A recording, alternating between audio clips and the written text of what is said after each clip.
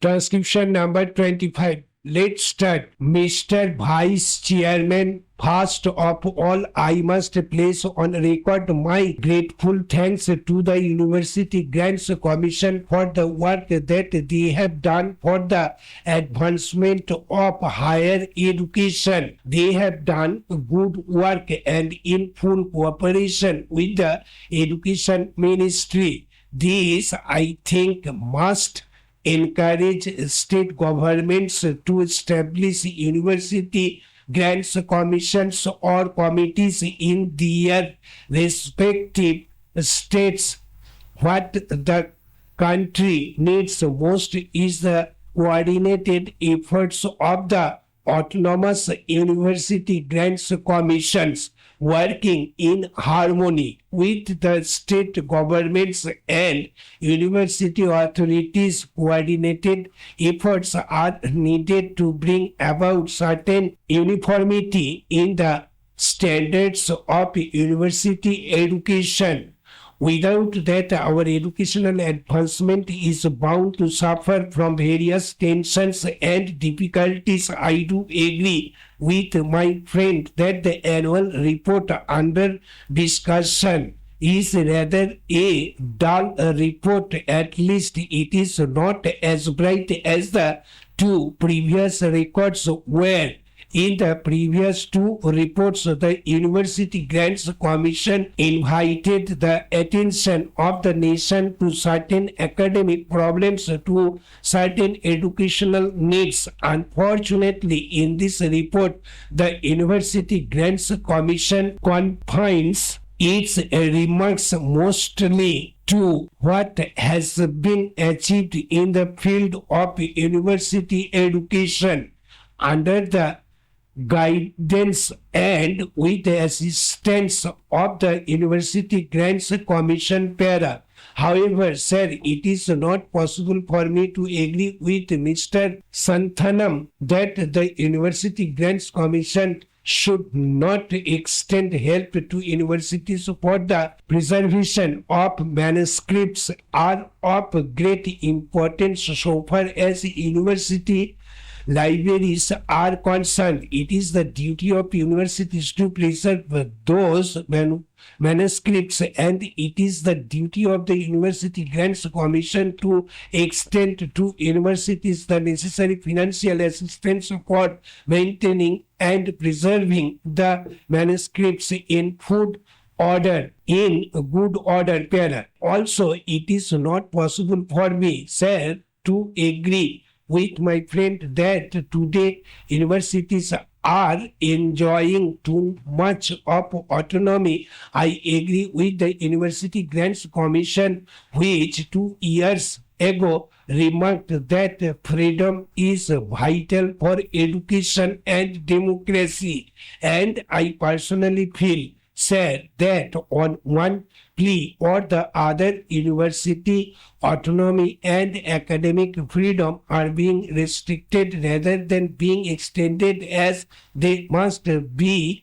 I do not think, sir, that a social purpose or a social value can be imparted in the teaching by a teacher through the imposition of restrictions on his freedom of thinking. I feel that teachers need academic freedom for discharging their duties in an efficient way.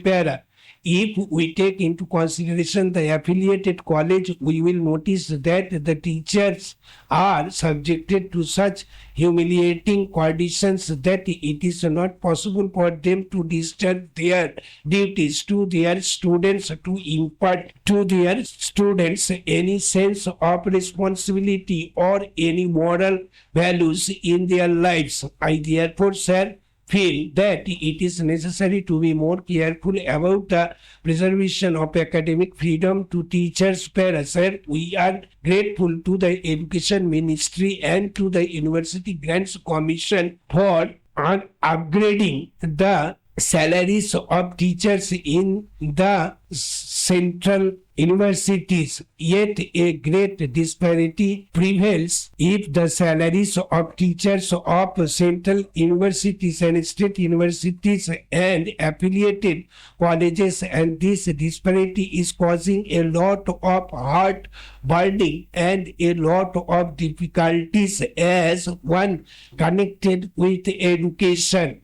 I may say that there is not such a marked difference in the quality of teachers serving in the central universities and in the state universities and in affiliated colleges as to justify the great disparity in the salaries of teachers of these institutions. I feel sad that we must keep in our mind the remarks of the University Grants Commission made in their earlier annual report with regard to teacher salaries. We are not only to provide adequate salaries to teachers of affiliated colleges, but also to teachers of secondary schools. We must remember, sir, that a great majority of students study in affiliated colleges and the quality of education is largely determined by the quality of work that is done in affiliated colleges. For improvement in the quality of teaching, improvement in living conditions is also very necessary. The University Grants Commission has invited our attention in its report to the appalling conditions in which teachers have to live, but unfortunately the University Grants Commission has to admit it does not seem likely that we shall be able to make anything more than the marginal contribution towards this practical need. I feel that the University Grants Commission should pay more attention to the solution of this problem than has so far been paid by it and the Education Ministry, and that the government should not grudge funds to the University Grants Commission for making adequate arrangements for improving living conditions of teachers who are expected to train the citizens of the country. Said in the University Grants Commission report, it is maintained that rupees 12,000 should be granted to every affiliated college for the welfare of the teaching staff, and that efforts should be made to provide them with quarters, and that too in the vicinity of the college where they teach. Stop. Thank you.